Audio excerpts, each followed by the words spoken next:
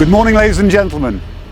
2 years ago, we released the Land Cruiser 250, going back to the origin to redefine the Land Cruiser.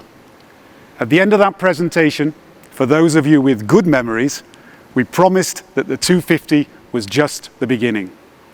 From the early days, Land Cruiser has been a family, with the 250 at the center, 300 at the peak, and 70 as the workhorse. And now, there's a new addition to the family. Ladies and gentlemen, bringing the Land Cruiser to a new generation, the Land Cruiser FJ.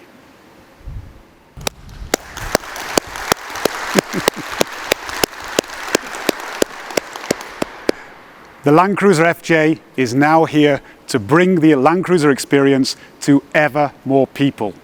The trust and pure functionality that Land Cruiser is loved for. A minimal footprint with a new dimension in driving performance and maneuverability. Capability on a par with the Land Cruiser 70 with impressive wheel articulation. Designed for functionality and customizability.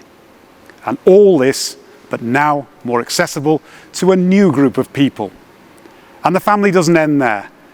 The all-electric Landhopper forms a seamless extension of the car, taking you further than the car's capability alone would allow.